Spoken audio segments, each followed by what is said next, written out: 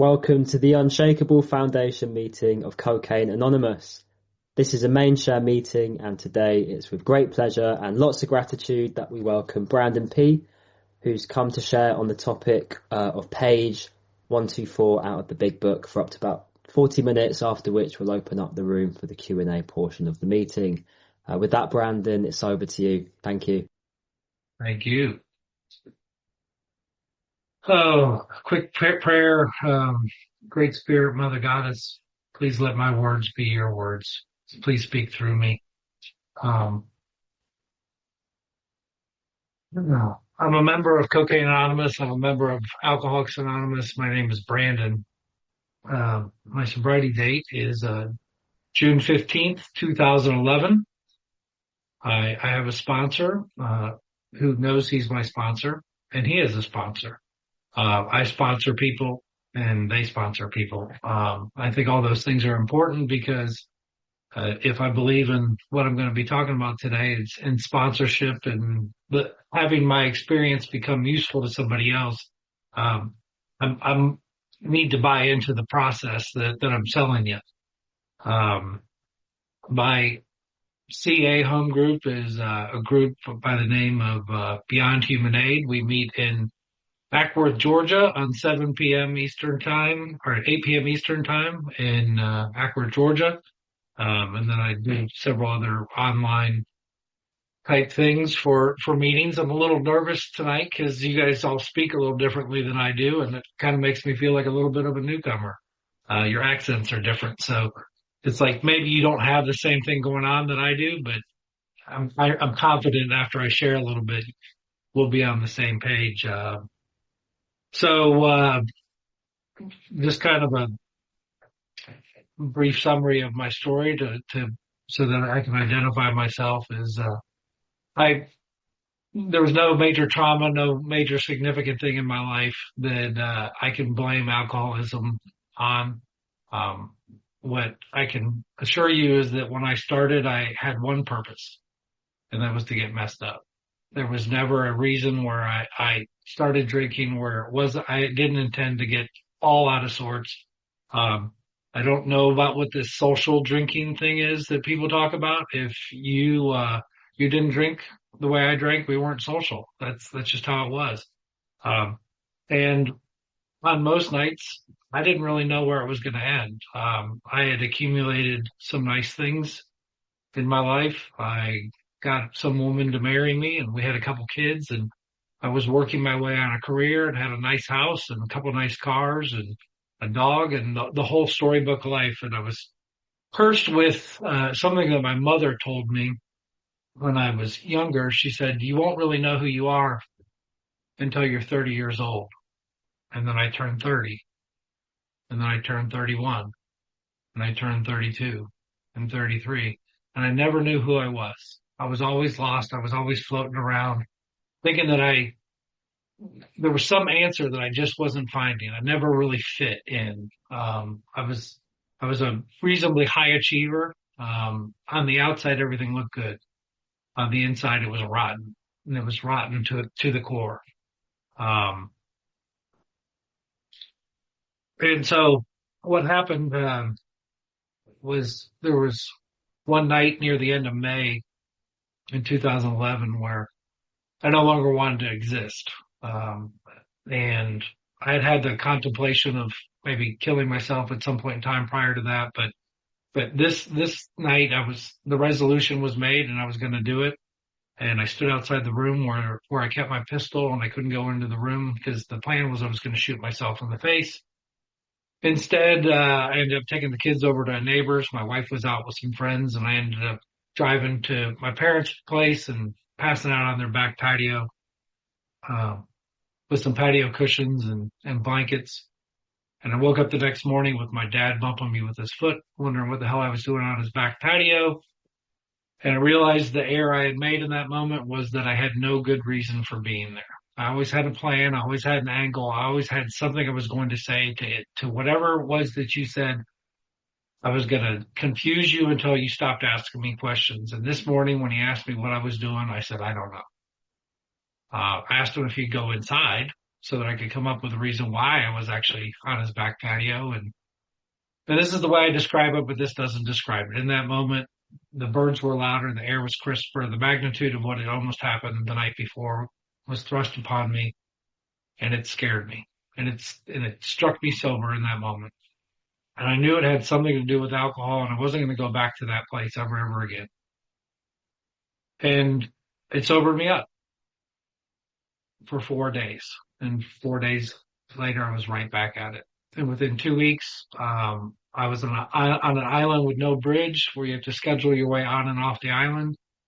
And in the middle of that week, my wife announced to me and to her parents that she no longer wanted to be married to me.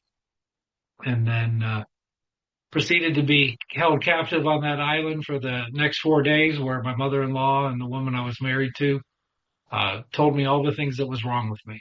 And one of the things that was suggested was perhaps I had a drinking problem, which was kind of news to me, but I was willing to consider it. And so they continued to tell me what was wrong with me, and it was a great start to a 6-step defect list that I had no idea what that was.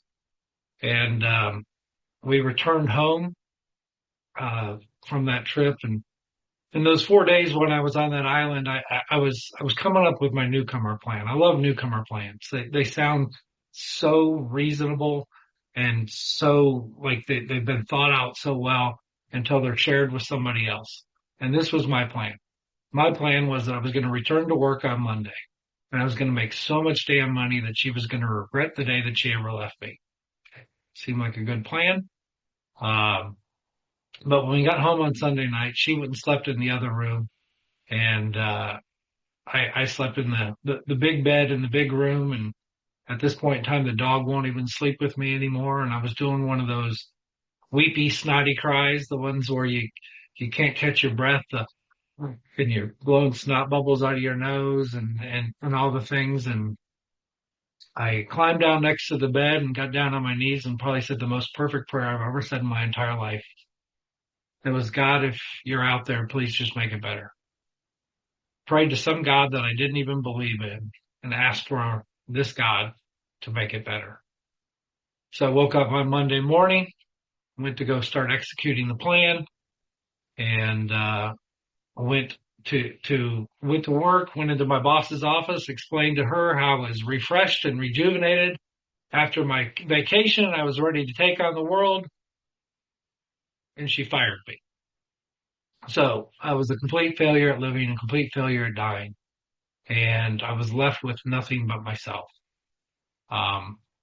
And so after a couple of weeks, I ran into a buddy that magically stopped showing up at the parties that I was attending, and asked him if he was going to meetings, and he said he was, and asked him if he would take me to a meeting, and he said, there's one today at lunch. And I said, oh, hold on, let's not rush into this thing.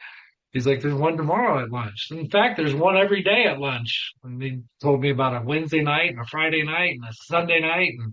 And I negotiated the following Monday. I thought I was doing a really good job with that negotiation. And when we went to that meeting, before the meeting, I met with he and his sponsor, and his sponsor gave me a copy of the big book. And I had no knowledge of the fact that there was a book. I always thought it was the meetings, because that's what the movies had always represented. And he gave me a copy of the big book. He said, this is our book, the program that we follow to get and stay sober is in that book. And then I went to the meeting, and I thought that the two people that were sitting at the front of the room, Debbie and Linda, I thought they were the head of AA. And some guy in the middle of the room, Bill, shared, if you pray to God for direction, you better be willing to move your feet. And it's like I heard it. I heard the prayer was answered. And so I promptly, about 40 days later, got a sponsor and started working the steps, and he was fumbling his way through the steps. And within about the first 3 months, it was suggested that I go to a retreat, a conference at a monastery where these two twin brothers from the state of Texas were sharing their experience with the book. And what they were talking about was something that different than everything that I had ever heard in a meeting. and they were sharing their experience and they were sharing it as it related to the book and they connected the things. And I promptly got a new sponsor who had 30 days less sobriety than me, but he was 5 steps ahead of me. And I've been sober since that day.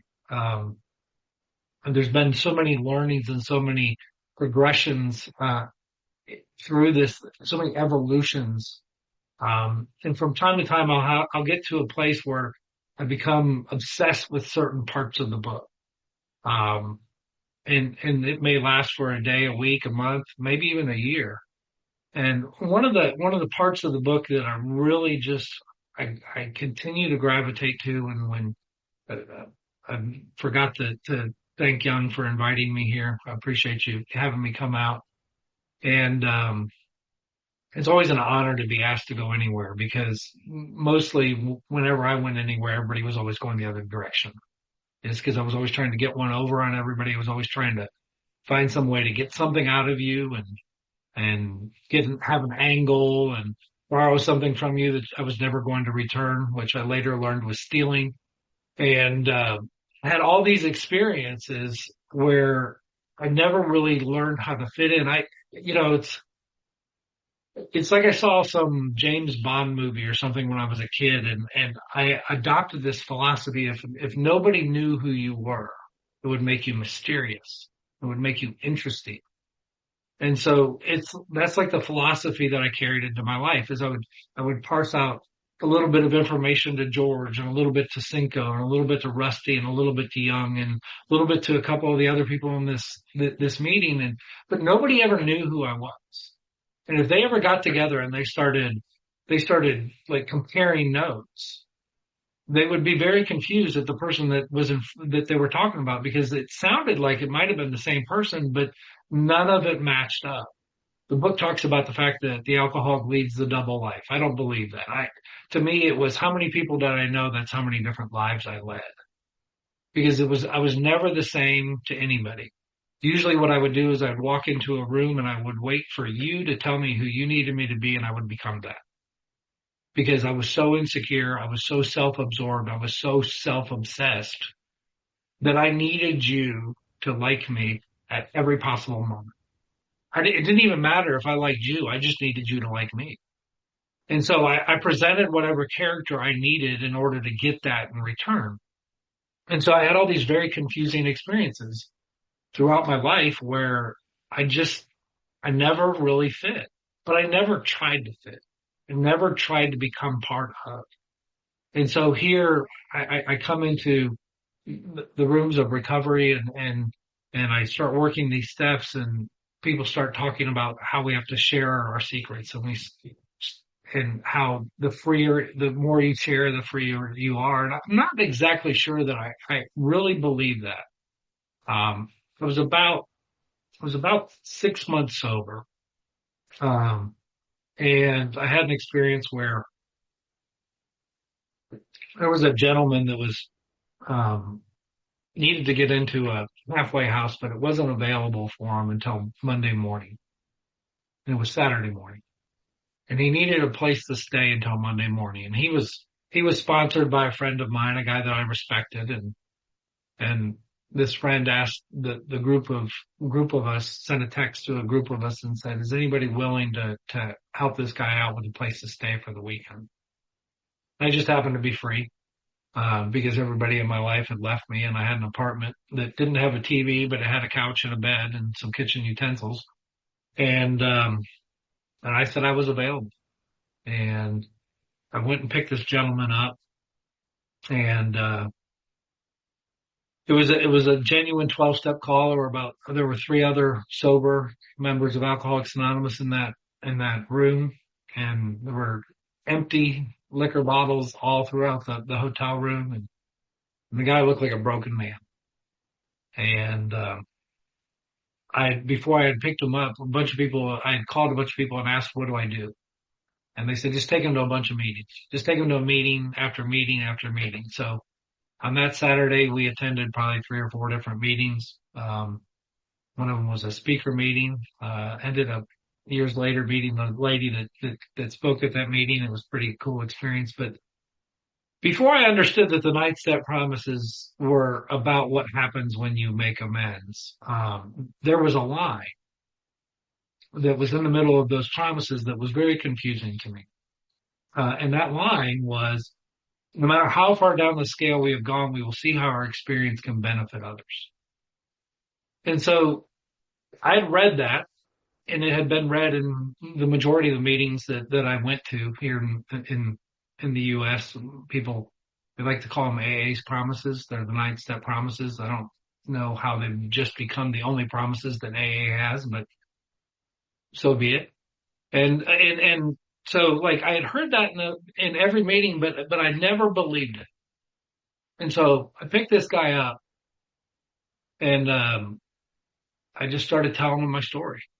I started telling him my story about the failed business and the 2 kids that I hardly get to see, and the woman that I was unfaithful to, and that I ruined our marriage, and I ruined our finances, and the bankruptcy, and the failed business, and the foreclosures, and all the things.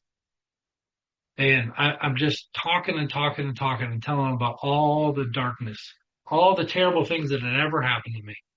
And as I'm doing that, his head keeps getting lower and lower and lower in my passenger seat, and I'm pretty certain he's going to get sick in my floorboard. And he just keeps dipping his head lower and lower. And then I finished my story, and I said, now you tell me your story. And he said, I don't have to. You just told it to me. You see, this gentleman that somehow God had put in my path had the exact experience. He had the failed business and the bankruptcy and the wife that he ruined everything with, and the 2 children that he hardly gets to see, and all the things. And it's like in that moment, I actually believed that my experience could benefit somebody. And I believe that I talked about it often with my former sponsor, and like he asked me, he goes, how do you feel that you would feel about sponsorship if you hadn't had that experience? And I said, I can't predict the future, because like the only experience I have is the current experience that I'm in the middle of. But I kind of think it was a vital experience for me. I think it was vital for me to realize that I can share these things with other people, and maybe, just maybe, it'll be useful to them. And because I like to dissect things, and I like to understand things, and I like to understand more about things. When I went back in my drinking days, I was a bartender. So I like to mix things, and I like to figure out like what were the things that could magically get me to where I wanted to get when I wanted to. If I wanted to dance, what did I drink? If I wanted to fight, what did I want to drink? If I wanted to catch up to my buddies but not pass them, what did I drink? I would do all these things, and I had these experiments that I would work through things to try to figure out what the best combination for these things was. So it's kind of like I was a scientist when it came to my drinking. And so like that was how I was out there. So when I get in here, I had to take that same philosophy. And so what I did is I started getting into the book. And I don't know about you, but I'm a person that I like to think that I know what words mean. And sometimes it's important for me to pull up a dictionary and look at what the words mean. And sometimes it's important for me to learn what the words meant in 1935 when they were writing this book. And some of those meanings are different today than they were back then. I had this experience where a buddy of mine sent me the definition of fellowship in 1935. The original meaning of fellowship is rooted in the Greek word, I'm not going to try it, signifying a deep shared life, partnership, or active participation rather than a mere social interaction. It refers to holding something in common, such as a shared purpose, faith, or life, often involving mutual generosity and commitment. I never looked the word up to see what it might have meant back in 1935, but a buddy of mine did and sent it to me yesterday. And so it's important for me to understand what I'm dealing with. And it's important for me to break these things down to try to understand what was Bill and the original writers of this book trying to convey to me. And then how does that match up with my own experience? And when I take those things and I mirror them together, what I find is that there's very few parts of this book where my experience does not line up with the words in this book. There's one paragraph at the bottom of I think it's on the bottom of page 22 where it says, not drinking at the time. They appear like normal men. That was not my experience. If I stopped drinking, I turned into a crazy man. Like I don't line up with that part of the book, but I think Bill was trying to sell us something else when he wrote that part. But what I like to do is I like to look at like how the things connect. And one of the sentences in the book, it's in the middle of the 7th step prayer that I think people get confused about. It's right in the middle. It's hidden, so you might miss it. It says, I pray that you now remove from me every single defect of character which stands in the way of my usefulness to you and my fellows. So it means there's nothing I can do to change me. I said this prayer. It's the commitment of the prayer that I started in the 3rd step. It finishes in the 7th step. Everything in between it, I believe, is a prayer. And right in the middle of it, it's talking about there are going to be certain defects that I can't do anything about, and they're going to be here forever. Because some of them are useful. One of the defects in my life that used to flare up constantly was I like to be the center of attention. I like to think I know what I'm talking about. And then all of a sudden somebody from the UK named Young invites me to be the center of attention and act like I know what I'm talking about. This is a defect that is on full display in front of you right now that God is using for good. There's a lot of other defects that I have that God uses from time to time for good. And so, but the important part of that sentence to me is the element of usefulness, right? I think that that's the purpose of what we're doing here. On the next page, on page 77, when we're starting to get into amends, it tells us that our real purpose is to fit ourselves to be of maximum service to God and those about us. And so how do I do that? Well, I've got this process that I go through called the steps, where in the first step, I admit that I can't exist anymore on my own, that I've made a mess of my life in every capacity, and it might have something to do with alcohol, maybe not. In the second step, I explore the possibility that maybe I don't know what God is.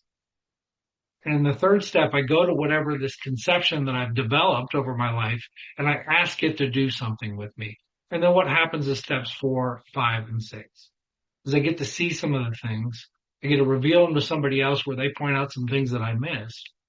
And then I get to sit in this experience of, is it objectionable to me? And then in step 7, I pray that God do something with those.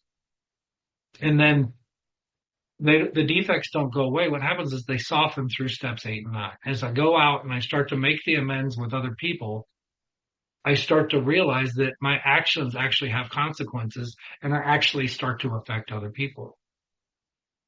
And then the 10th step, I've got this wonderful step that explains to me how to go about my day and experience and interact with other people. And then the 11th step is where I deepen my relationship with whatever this power is. And all of that, Bill C. says that he thinks that the first 11 steps, I could be misquoting him, but is only 10% of the program. The first 11 steps are only 10% of the program. Earlier in the book, it talks about the fact that none of us makes a sole vocation of this work. So the work is step 12, and the first 11 steps are the preparation for the actual work. And so that brings me to what I wanted to talk about, which is these 2 paragraphs in the middle of page 124, and it's the Henry Ford paragraphs. It says, Henry Ford once made a wise remark to the effect that experience is a thing of supreme value in life. That is true only if one is willing to turn the past into good account. We grow by our willingness to face and rectify errors and convert them to assets. The alcoholic's past thus becomes the principal asset of the family, and frequently it is almost the only one. This painful past may be of infinite value to those to other families still struggling with their problem.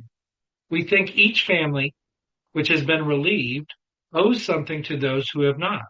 And when the occasion requires, each member of it should be only too willing to bring former mistakes, no matter how grievous, out of their hiding place, to show others who suffer how we were given help is the very thing which makes life seem so worthwhile to us now.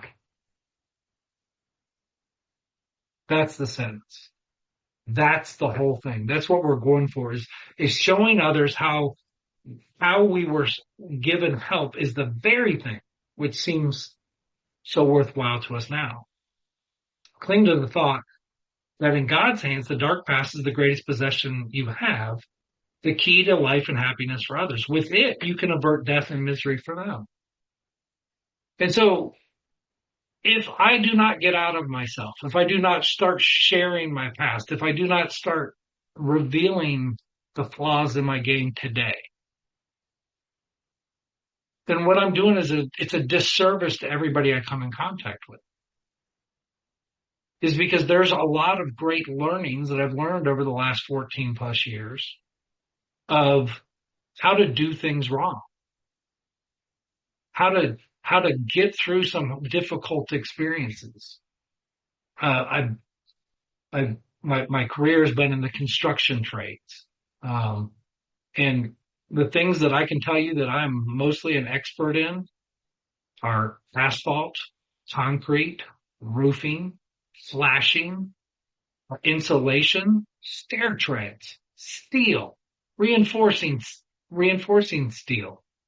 The list is longer than that, but the reason that I'm an expert in all of those things is that at some point in time in my career, I've screwed them up so bad, and I had such a problem that I had to learn everything about it so that I could explain to somebody else and understand for myself how to avoid this problem again.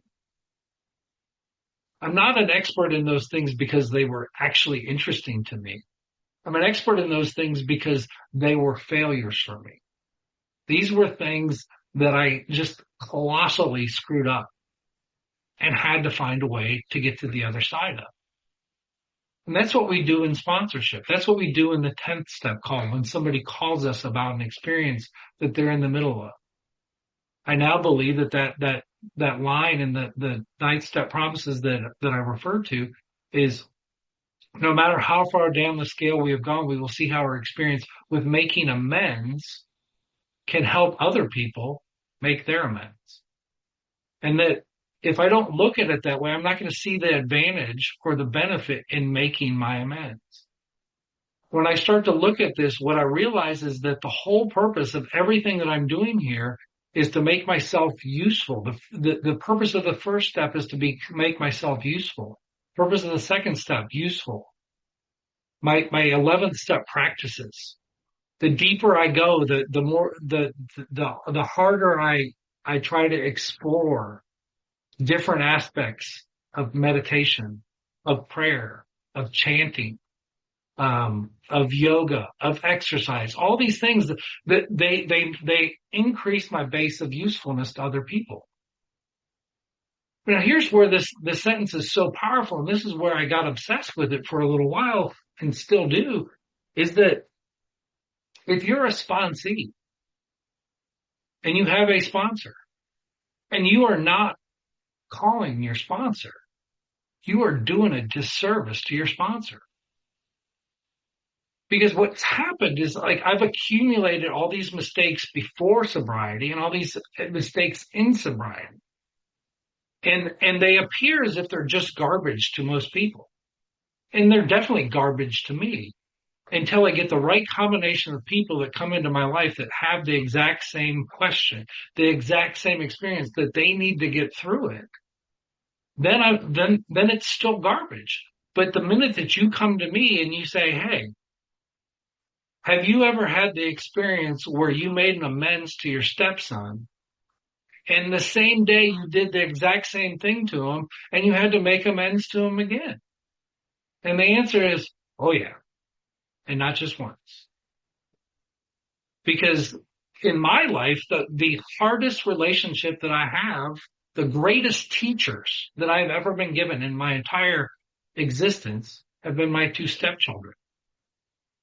With my children, they have certain flaws and certain characteristics that I can look at and say, oh yeah, that's me. That's me. Oh, that's their mother.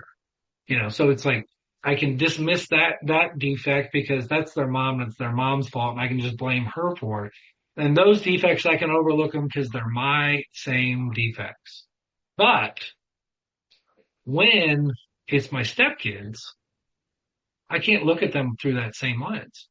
And here's the even more difficult thing is that I can't go to my stepkids and discipline them the same way that I discipline my own kids. Because when I do, I get in trouble with my wife because I'm being too harsh or I'm not being compassionate enough. And so it's this learning that I have through the experience of sharing that. Another experience that I was given, I was blessed with, and it doesn't sound like it's a blessing, but there was a couple of years ago, my dad, he fell and he broke his neck. He and my mother were having a little party for themselves, and apparently he went too far and he fell, and because of a prior injury, he was paralyzed for a period of time. He's still in a motorized wheelchair and he can somewhat walk, but not well.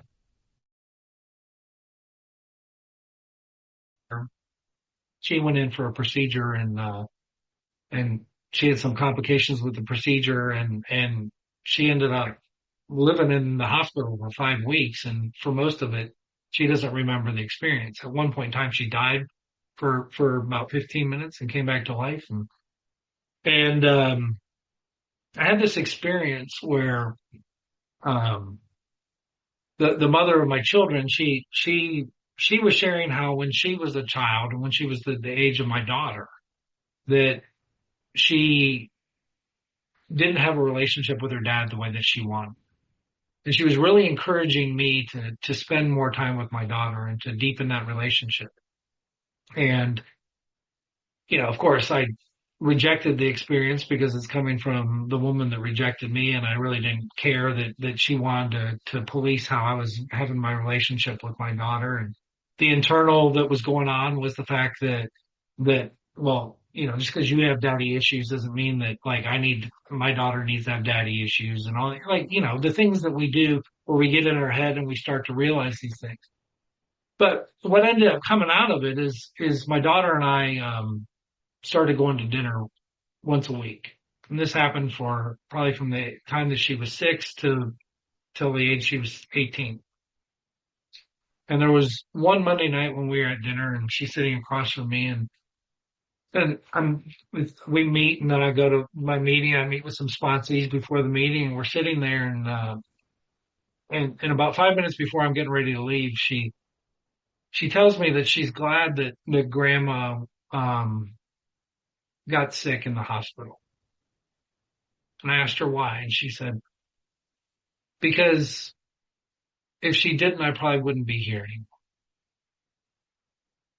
She says, I've been contemplating suicide and it's been really on my mind. And when grandma was going through what she was going through was when it was the worst for me. And I just couldn't put the family through it. And so I didn't do it.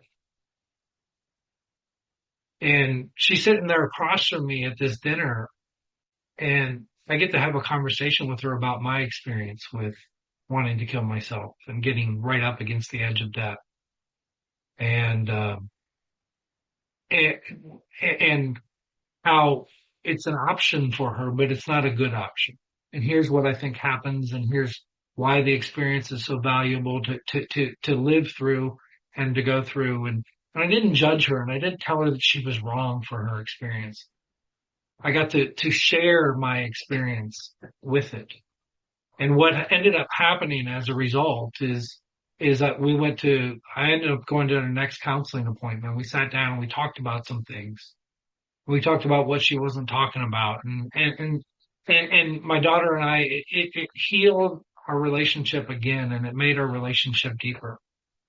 Um, One of the other experiences that I have is I told you that I ruined that perfectly good marriage. I ran it into the ground. And so there are some things that I did to her that she doesn't know about, and I can't reveal to her because I would create harm and letting her know about it. And so there's a part of me that will never get fixed because when I made that commitment to be married to that woman for the rest of my life, I meant it. And, and so like when I left that amends, like there was healing for her, but there was still a part of me that couldn't be fixed all the way. And so through sponsorship and through the program, what's happened is that God's brought a bunch of guys to me that there's really four different types of guys that God brings to me. Is guys that their significant other just kicked them out. Their significant other is getting ready to kick them out and they have no idea about it. Um, or they're just incapable of relationships. I only said three. There's four. And I don't remember what I was going to say, but they're incapable of relationships. And today I have a relationship with my wife that is the best relationship I know of. And, and so, um, I get to help walk these men through what a healthy relationship looks like. And most of what I share with them is what not to do, which is what I did in my former relationship and what I do now. And the crazy thing is I have a relationship sponsor, um, today, and her name is Carrie, and I'm married to her. And what I do is I go to her and I ask her questions. I say, how would you like me to handle this? And you know what happens? She tells me. And then I just do that. And some of the time when the guys that I sponsor are having trouble, I do the same. I go, well, let me consult my sponsor on this one. And I go to my wife and I say, this is the situation we're dealing with. What should they do? And she explains. And so, um, I'm at the point where I'm going to wrap up, and I want to wrap up with something that has really come into my consciousness lately is, really over the last week is there's a Japanese, way of repairing pottery called kintsugi. Okay. The kin, the K-I-N is means gold, and the suki, T-S-U-G-I is joinery. And so this method of kintsugi, it was developed in the 15th century. And what it was is that they would glue the pottery back together, and then they would lacquer it with lacquer that contained gold dust or silver dust or platinum dust. And what would happen is that when they would lacquer it, it would enhance the cracks. And because it usually contained a precious metal, it would enhance the cracks in a way that it actually made the pottery more valuable. And it also made it more beautiful. And so this is what we do here is we take our brokenness. We take the things about us that we don't want, the imperfections that we don't want anybody to see. And we shine a light on and we magnify them and we add a little bit to them and we show the world what our defects are. And as a result of that, through carrying this message to other people, what we end up with is something that's way more beautiful than the original pottery itself. And that our lives become just that, so much bigger and better and more beautiful. So thanks for letting me share.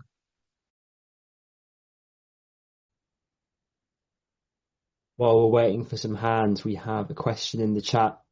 Brandon, did you start off your sobriety atheist, agnostic, or believer? And how quickly did you have an example when you can remember first feeling conscious contact with God? I would say I was more agnostic. I don't really believe there's such thing as an atheist. Even atheists believe in something. They believe in the fact that there's nothing to believe in. Um, so I would say I was agnostic because I didn't believe that that there was actually a power that had any interest in my life. And there were several experiences early in sobriety that really enhanced the fact that there is a power. Really, the first one was, and this was kind of the turning point for my whole sobriety. I said I went to meetings for about 40 days before joining, because I thought once I didn't know about relapse, and I thought once you joined AA that you couldn't drink anymore. And I still wasn't sure that I didn't want to drink. And because I was unemployed, I was doing some carpentry work for a friend of mine, and it was when Pandora Radio, I don't know if you guys have that in the UK, but had just come out, and I had just got my first smartphone, and I was listening to these songs, and these songs, it was the Mumford and Sons, and there were several others that I was listening to, and the songs were speaking to me, and they were giving me a message, and I wanted to. I kept saying, if the next song comes on and there's a message in it, then I'm going to go to the meeting. And then the next song would come on, and there was a message in it. And then I said, if the next song comes on and there's a meeting in it, and so about 8 songs later, I went to a meeting, and up to that point in time, every meeting I'd gone to, I was dressed real nice and I was real clean and everything. And this time I had caulk all over me and paint all over me. And I go into the meeting, and I realize I'm in this dilemma of I want to share in the meeting, but if I share, I have to say I'm an alcoholic, and if I say I'm an alcoholic, then I joined. But I really want to share this experience, and so I went to the meeting and I shared, and I admit I was an alcoholic. I picked up my white chip, I picked up my 30-day chip, and on the way home, the thought hit me of, if I was wrong about that, what else have I been wrong about? And what happened is, in early sobriety, there were these experiences after experience after experience where God just kept showing up. And I heard somebody say, pray in the morning that God reveal himself to you. And what's going to happen is you're going to be aware of it. You're going to be looking for it, and then God might actually show up. So hopefully I answered the question. That's great. Thanks, Brandon. Young, you're up next. Yeah, thanks, Isaac. Hi, everyone. My name's Young, recovered addict. Thank you so much, Brandon. Very good to hear you today. Thank you for coming. My question is, you talked about some defects being useful. And what went through my mind, the question to ask you was, currently, which defect or defects are being your best teachers? Thank you.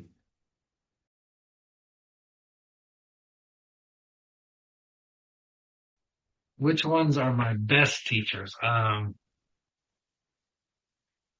need to be right, it still kind of hangs in there often. And what it does is it makes me have to research things. Sometimes somebody will say something, I'll be like, that just doesn't sound right. And so I'll go explore it. The desire to know things is really beneficial. I have very deep 11-step practices. I've done a lot of exploration in the spiritual world, and the reason that I do that is that I want to always be armed with the next level of information for anybody that ever comes and asks me a question about spirituality. I want to learn all the different ways to meditate, so that when somebody asks about meditation, I can offer them a lot of things. The defect of wanting to be the best is serving me often. This was revealed to me one time. Somebody was talking about the fact that they didn't want to aim for perfection because they thought that just led to failure. And I remember I asked my wife, I was like, "Hey, hon, are you okay if I'm just a mediocre husband?" And just because I'm going to quote her for a fact and try to keep my language good, but her answer was, "Fuck no." And so like my wife's not going to be happy with a mediocre husband, so I should try to be the greatest. I should try to be the greatest sponsor ever. I want to be the greatest conveyor of the message ever. Now, those are defects that, if I use them incorrectly, can harm some people. But if I actually use them for good and try to use them to be the most knowledgeable sponsor, and if there's something I don't know, to learn about it. So that I would say that that's kind of the one that really is serving me now and serving others. So thanks for your question. Thanks, Brandon, and thanks, Young, for your question. We have plenty of time left. Let's see some hands up, please, for more questions. And while we're waiting, we got another question in the chat. What was your most difficult amends? Well,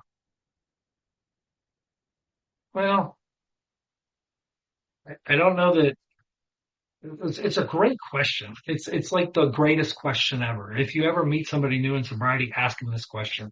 You'll find out where they're at in their spiritual game real quick. I think that the one that I was probably the most afraid of was the amends to the mother of my children. I've been taught to ask three questions when I make amends: is how did what I do make you feel? Is there anything else that I've done to you that I'm unaware of that you would like to tell me about? And how do I make things right with you? And we met and had coffee, and she spent a long time, like probably 45 minutes to an hour, explaining to me what I had done and how it made her feel. The question that I was terrified of was the second one of like, did I leave anything else out? Because like I was afraid that she was going to pull out like a scroll of all the things that I had ever done and wanted to tell me about, and that I was going to have to clean all that up as well. And she said no. And then the thing that I was really, really terrified of is, what do I need to do to make things right with you? And I was expecting that she was going to want more money and all these things. And like, she said, all she said was, stay sober for your kids. And I left that amend thinking I had won something. Like, yes, that's all I need to do. Woohoo! And then a couple of years ago, there was a lady named Amy D from Louisville, Kentucky, that was sharing her experience with somebody saying that to her, and her sponsor saying, so what are you doing to stay sober? And her response was, well, God keeps me sober.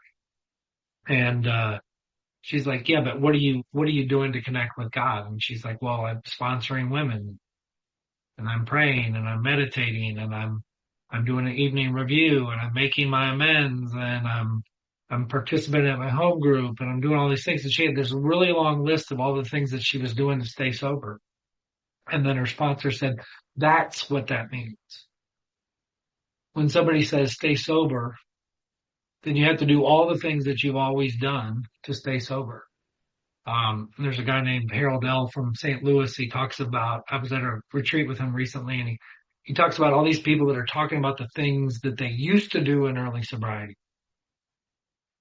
And I used to do that, and I used to do that. And he says, I'm a guy that I still do all the things that I used to do. And so that was probably the one that I was the most afraid of. I've made some where there was way more cool things that happened. There was one that I had to make last week that I was terrified of, that ended up being a big nothing amend. I was terrified of it because I had to make it to a surrogate to a lady that ran the church that my meetings held at. And she has a very high image of me, and I was worried that she was going to think differently about that. I'm this super spiritual sober guy, and I might have to reveal some cracks in my armor. And I went and sat down with her, and she was just so grateful for the fact that I would even sit there and do that. So basically any amend that I think I know how it's going to go, I'm terrified of. And none of them ever go the way that I think they're going to go. So great question. Thank you, Brandon, and great in-depth answer. Really appreciated. Sue, you're up next.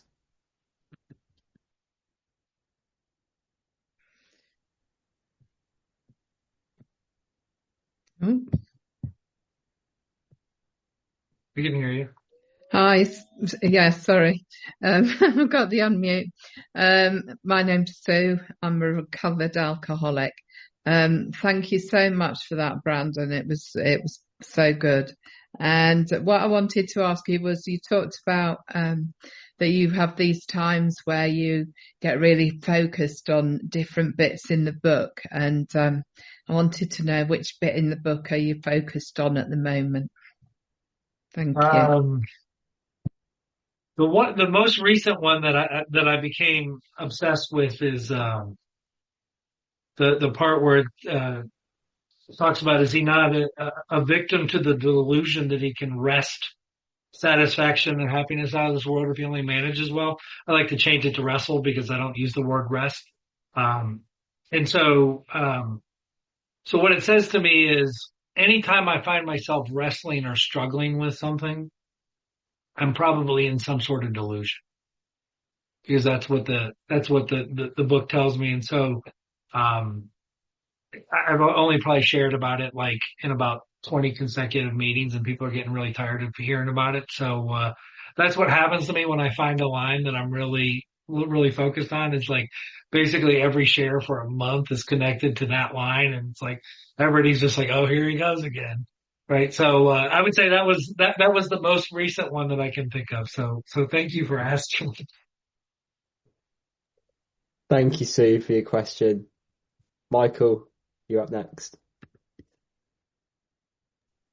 Cheers, Isaac. Michael, recovered addict, and thank you, Brandon, for your share. It was, I really enjoyed it. So you were talking, you covered quite a bit actually, but you talked just towards the end there. I heard you mention spirituality in that. Was there a point? Is there a point in your journey where it changed from belief to reliance on God? And then, what do you do to improve your conscious contact with God now? Like, how have your steps changed, like, from what they were like last year or earlier on? And thanks again. Cheers. Thanks, Michael. $54. That was an experience where there was a different, like, I read a book. It's a great book. It's by a guy named James Newton. He was friends with Thomas Edison, Henry Ford, Harvey Firestone, Alexis Carrel, and Charles Lindbergh. And he tells a story. This guy was actually involved in the Oxford group early on. And he talks about wanting to join a swim squad. And he said the difference between belief and faith is that he was trying to swim, and he was hanging on the side of the pool, and he saw his friends out there. They were moving their arms and their legs, and they were staying afloat. And the coach came over to him and he said, "Hey, just let go of the side and move your arms and your legs and you'll stay afloat." He said, "I believed that I would stay afloat if I got out there and moved my arms and my legs. But," he said, "I didn't know, and I didn't have faith that it would actually work until I actually let go of the side of the pool." And so there's a difference between belief that God will take care of something and faith that God will. Try to make this story quick. There was an experience that I had where I changed jobs and I had gone to work for myself, and I was sitting there on Monday morning at 7:30 in my meditation chair, and I had a notepad like this one where I had a list of all the money that I owed to people, and I currently owed $1,800, and by Wednesday I was going to owe $2,300. And I was looking at my bank account, and I had $13.74, and I had $40 worth of credit left on my one credit card. And on Wednesday, I was going to be late paying my child support for the first time ever, and that was the one thing I committed I was never going to do. And I said a prayer. It doesn't sound like a prayer. I took that notepad and I tried to slam it through the floor. And I said, "God damn it, I can't handle this shit. You take care of it." It was a prayer. That was 7:30 on a Monday morning. By 9:30 on Wednesday morning, I had paid all $2,300 and I had $2,600 in the bank. Now, there's a lot of things that happened in between there, but that was the day that was the week that I decided to turn my finances over to the faith of God.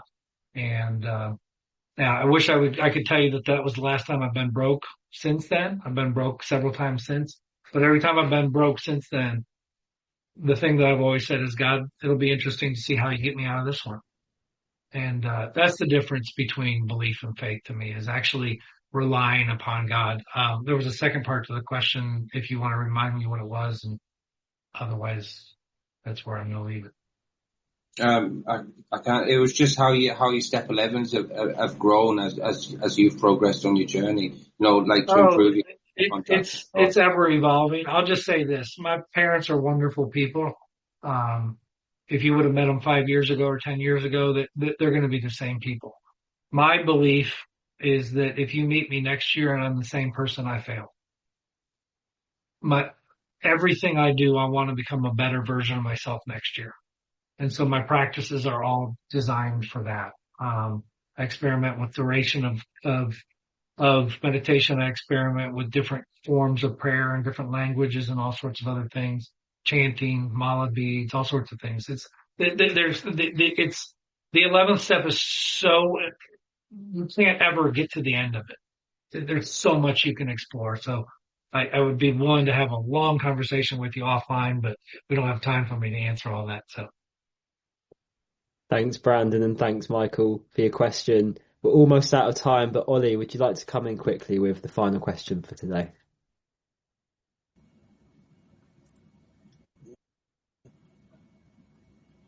Come on. Hello, hi, sorry, Ollie, Addict. Yeah, it kind of goes off the back of what was just said. My sponsor says that the 12 steps is a jumping off point and to go and explore spiritually. And I love that you said Mother Goddess at the beginning of the meeting.